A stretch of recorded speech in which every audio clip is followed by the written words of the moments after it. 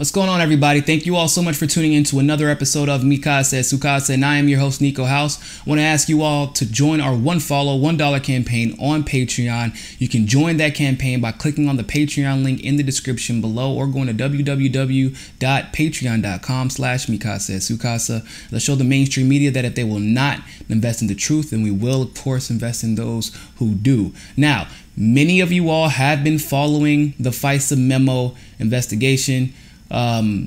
It's looking as if there was some foul play involved. And I think most people would agree with that. Well, if you've been paying attention, you would agree with that.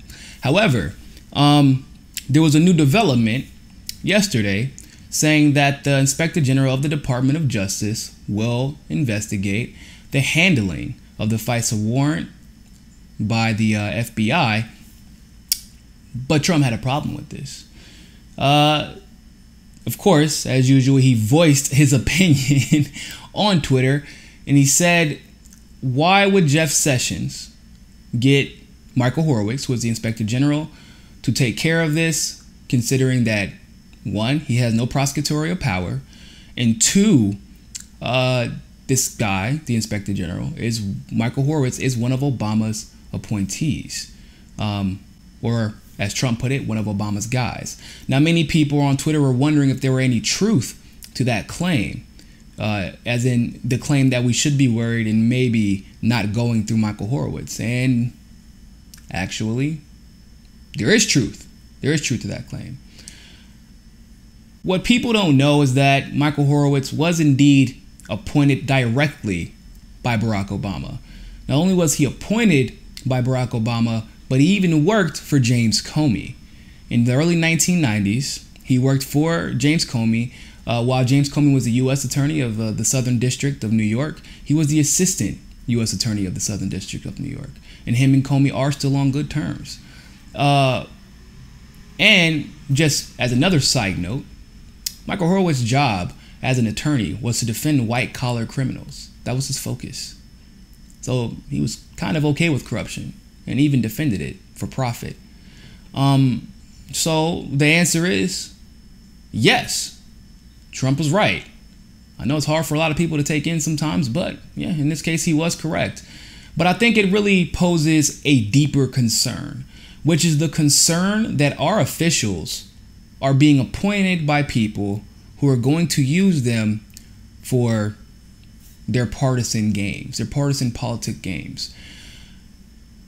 And it even begs the question, should we be leaning towards a policy change where people like the Supreme Court justices, the inspector generals, in jobs like that are appointed directly but have a significant amount of power, should they be elected officials? Should our FBI, should the leaders, respective leaders of our FBIs be elected officials, running on nonpartisan platforms where they have to be exposed to just as much scrutiny as an elected official?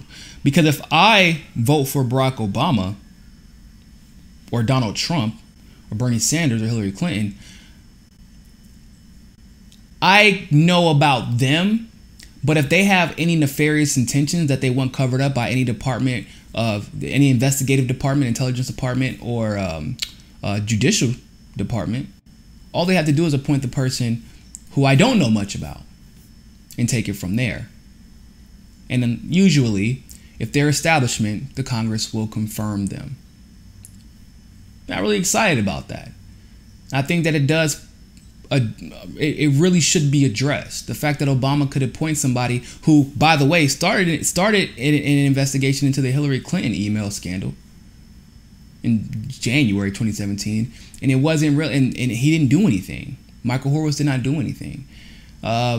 He didn't present any information. We still haven't seen his reports, but I do know that the Senate Judiciary Committee finally decided to do something about it after a lot of public pushback and a lot of pushback from Donald Trump himself.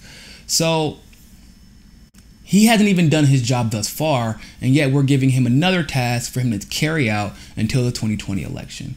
And so in this particular situation, I would have to agree with Donald Trump. I don't see why appointing him in this situation would yield any more of a desired result, which is the result of justice and truth finally being exposed. But I don't think it would yield any more of a desired result than just not doing an investigation at all. In fact, it would be like dangling a carrot in front of the people, pretending as if justice was being served, when we know, in fact, that with this scenario, like with Mueller and his multiple conflict of interest, like with Andrew McCabe and his multiple conflict of interest, like with James Comey and his multiple conflicts of interest, this probably won't have anything happen. But I'd love to know your thoughts about it. So make sure you subscribe, like, leave a comment below, and always remember, ladies and gentlemen, find your balance. Peace.